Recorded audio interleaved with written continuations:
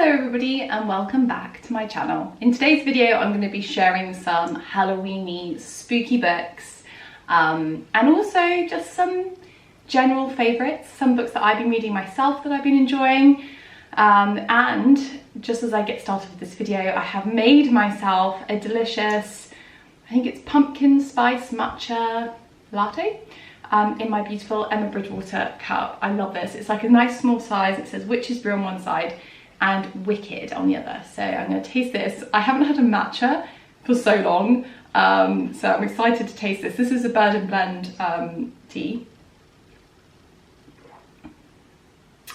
That was pretty tasty. Yum, yum, yum. Okay, so I'm going to start off with some kids books. I've got a big bundle here, but I'm probably not going to show you all of them actually. Some of these books I have already shown in the Halloween books video that I filmed last year, but I have got a few sort of autumnal Halloweeny books that are new for this year that I'm going to show you, and then I'm going to show you some books that I'm reading as well. So first up, I actually have to say a big shout out to Okie October magazine. This is the October issue. It's sort of started to fall apart because we've used it so much, and this is all about the skeleton, this particular theme. And my son, my younger son, has absolutely loved this. We've done all the spooky sort of skeleton crafts. I'm trying to find another one of you. But like there's little cookies and all sorts of things, and it's gone down so well. And I think the skeleton theme is brilliant because obviously it's scientific, but also has a slight Halloweeny spooky vibe to it. So that's been brilliant. 10 out of 10 for that. Really great October issue as well. I think you can pick those up in some newsagents, but also we just subscribe online with that and we get it posted out to us. And then into books. So, you know, of course we're reading these kind of books a lot. Pick a Pumpkin is one of our all-time favourites, but I do have some new ones to show you. So the first up is Vlad the Vampire by Flavia Z. Drago, and this has got like amazing like embossed cover. It's really beautiful, and it's all about this little vampire who is sort of trying to hide his identity and eventually learns to just come and be himself and share his fabulousness with all his friends and realise that it's completely safe and good to do that. So that's the first book. Really fun, like non-scary, silly, spooky read. A lovely autumnal themed book that we really enjoyed is A Practical Present for Philippa Pheasant by Bryony May Smith. I love Bryony May Smith's work. Her illustrations are incredible, and this has got a lovely autumnal atmosphere to it. Really, really charming, and it's all about a pheasant who becomes a lollipop lady, and my boys adore this. It's a great little read at bedtime and things like that.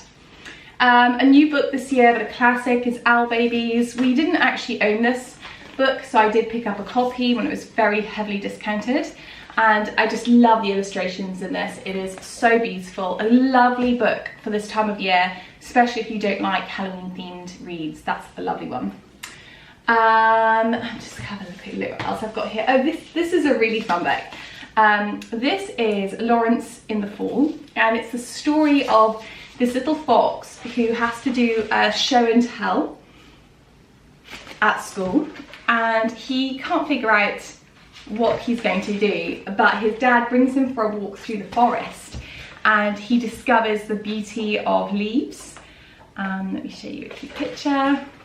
So his show and tell becomes all about the beautiful autumnal leaves, and even on the inside covers there, it shows you all the different leaves and what they are. Really, really beautiful. Illustrations in that are stunning.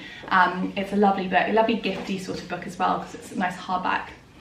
This is a second-hand book that I picked up, and it's Too Many Pumpkins by Linda White. This is fantastic. If you don't own a copy of this, go get one. You can pick it up so cheap second-hand, and it's just got all the great autumnal Halloweeny vibes you want from a book. And it's about this little lady who, as a child, she was quite poor and she had to eat loads and loads of pumpkins. And as a result, she hates pumpkins. She absolutely hates them. And one day she's out in her beloved garden and a pumpkin falls off the back of a truck, and as a result, loads of pumpkins grow in her backyard. And at first she kind of tries to get rid of these pumpkins, but in the end she ends up making loads of different types of delicious treats, and she ends up carving loads of pumpkins and inviting all her neighbours over to enjoy the pumpkins as well. And then at the end she sort of resigns herself to her new love of pumpkins and saves some seeds for next year. I found that read so beautifully. It was really engaging for the children, and again it had all the lovely atmosphere of autumn and Halloween, but not frightening.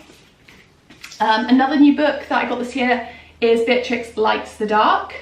This is April Genevieve Tucholke and Coralie. I just couldn't resist the illustrations in this. I was like, ooh, I'm really intrigued with this one. And it's about two little sisters, Beatrice and Rue, and Beatrice loves all things spooky and she loves the dark, and her sister Rue loves sunshine and flowers and colours, and they don't really understand each other very well. But through the darkness, they actually learn to befriend each other and find how they can help each other. So yeah, I did read this, but I can't quite remember. I think Beatrix helps her make a spell so that she's not afraid of the dark, and then Beatrice starts to learn to love the light as well. Really beautiful illustrations in this one, and a great one that sort of discusses sibling rivalry, sibling issues, but in a nice, gentle, sweet way. And finally, a really great book is Melina and the Magical Mishap by Daniela Drescher, who, hopefully I pronounced that right, who I know we all love and adore. This is a lovely book by Florist Books, who I always love, and this is a new release for them, and it is so gorgeous. It's about Melina. She's the witch. Look at that beautiful drawing. And her little friend, the dragon, Igor, and he gets a thorn in his toe, and Melina tries to magic the thorn away. However, instead, a big leaf grows on Igor's foot, and she has to find the solution. This is very much a very gentle story. The end, obviously, they fix the thorn, but it has these incredible, rich, beautiful autumnal pictures that you can spend ages looking at. This lovely, gentle story, very Waldorfy and very charming. So this one has been a fan favourite as well this year.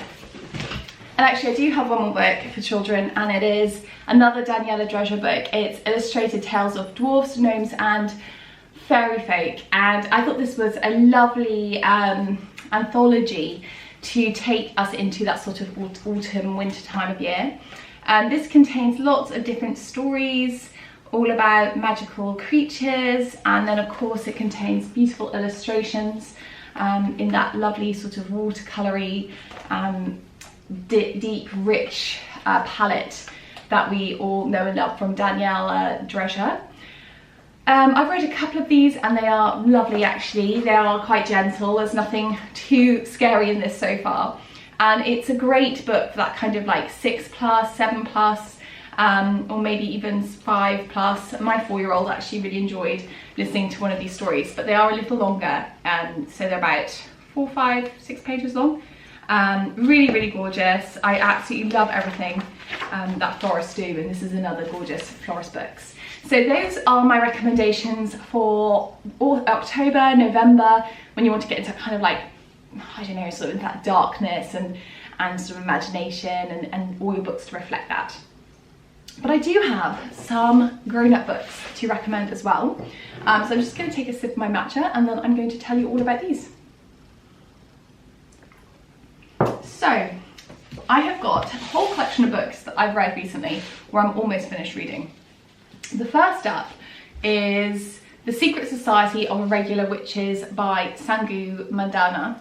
This is fantastic. If you love a cozy read, this is 10 out of 10 fantastic. The audiobook is great. I've listened to the audiobook and I've read this twice, so highly recommend.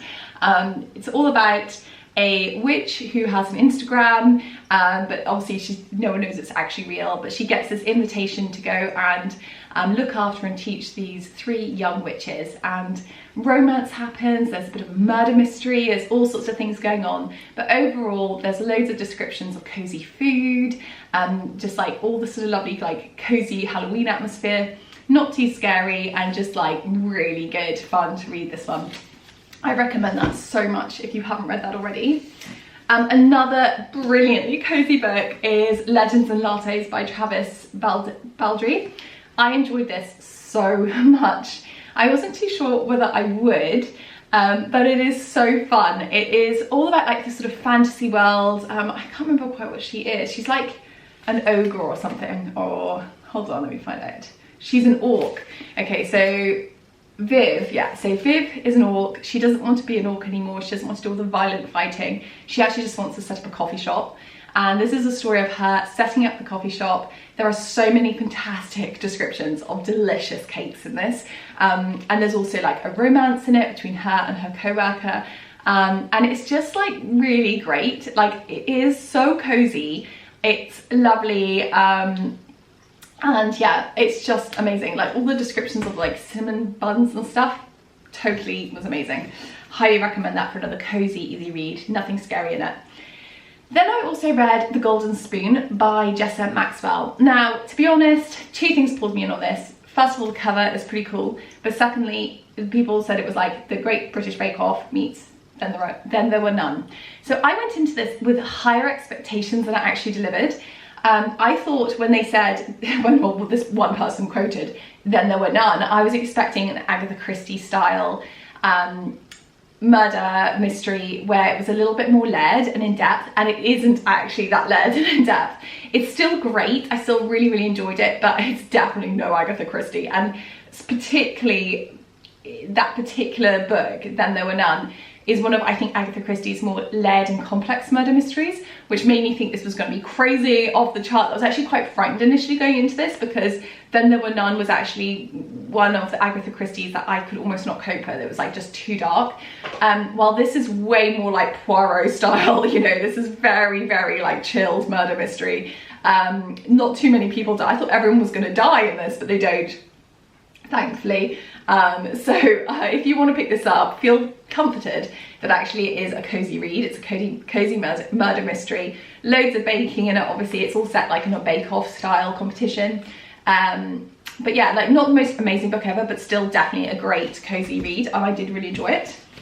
I read my sister's new book. My sister wrote a new book, The Spirit Snatcher by Kat Gray, published by Usborne, and this is so great. She wrote this so long ago, and I remember first reading the draft and I loved it so much. So I was really excited to revisit it with all the edits and changes that's been put in over the last few years, and it's still absolutely insanely magical and so great.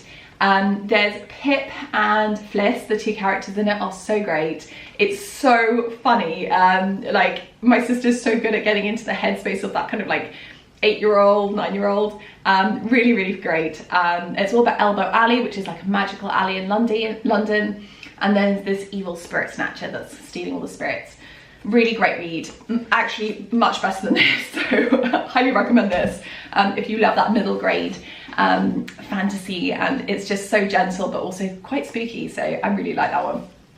Another middle grade is the second in Skye McKenna's series, and this is Woodwitch. The first one was Hedgewitch, which I absolutely adored. I cannot recommend this series enough. This is all the things that I love in life: witches, cozy little towns in England, coffee shops, a little bit of an adventure, like Mallory Towers meets Harry Potter but gentler. So great. I'm almost finished this. I've got a little bit left. Oh, I'm so sad. When I read the first one, I was like, this is it. This is one of my favorite books ever. Again, it is middle grade, so you know, have your expectations for a middle grade book, but very good. If you like sort of Harry Potter stuff, that one is lovely. Another magical book is The Magicians by Lev Grossman. This came up as a recommendation if you liked Harry Potter books, and I am a huge fan of Harry Potter. So I picked this one up. It's like a much darker Hogwarts, with teenagers, with all the teenage angst, and you know, like, I don't know, I don't even know how to go down it, just teenage angst, let's put it that way, but from a boy's perspective, which was quite interesting. I've never really read anything like this before. It's very well written, it's really engrossing, which is funny because his name is Grossman. And it's all about this magical college and all these different sort of magical things they have to go through. There's twists and turns in it. I did really enjoy this, but it is quite dark and there is a undercurrent that's slightly depressing. And I think it's just the sort of the sense of like lost, don't know who you are, teenage male, what's the word, protagonist, to the person who's like telling you the story. And that was ever so slightly depressing, but not in a bad way, but just like you have to read it knowing you're going to be getting into the head of like this slightly low energy, slightly depressed male character. But there is like so many interesting twists and turns. Now I think this is a trilogy, but quite frankly I don't know if I'm going to be reading anymore.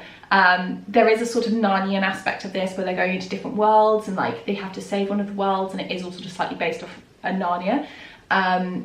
And I am slightly intrigued what happens, but it was such a huge intense read, this one book. It just felt like, I don't know how many pages, 488, but it felt like quite an intense 488. So I really enjoyed this. It might totally like do it for you. It did do it for me, but I'm just not sure I'm ready to take on another book. And finally, something that's at my bedside table at the moment is Christmas is Coming by Auriol Bishop. This is sort of like, this is quite a funny book. It's a bit like an almanac, and it's also like it's sort of introduction to Christmas. So it sort of gives you ideas on like how to prepare for Christmas.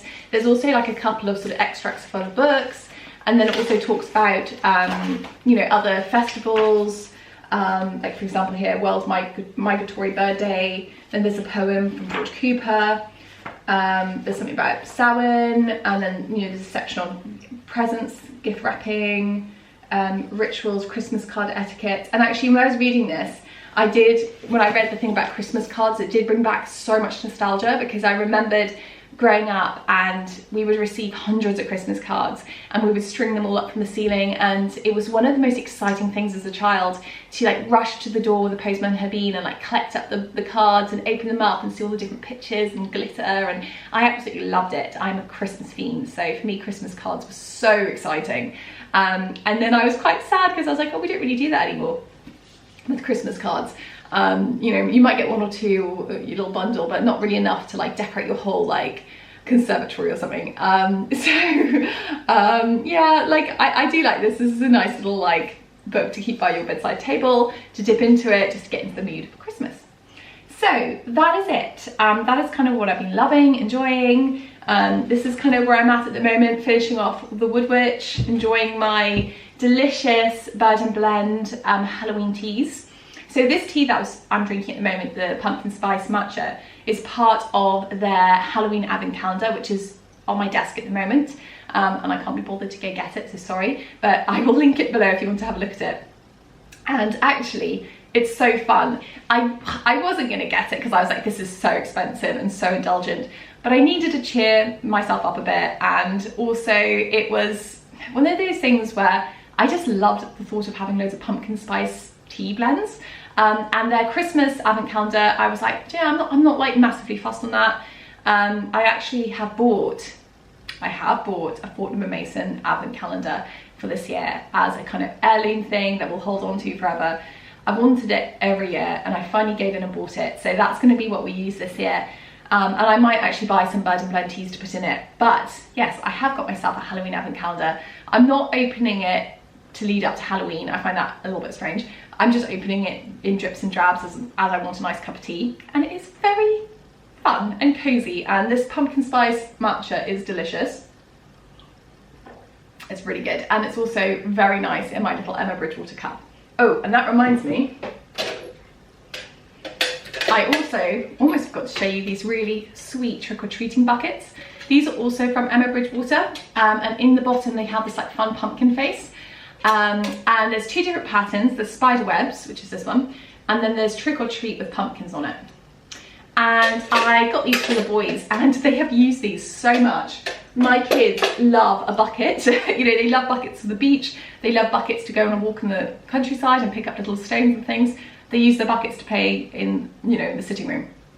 They love buckets. So those two buckets, they weren't that expensive. I think they're like £7 each.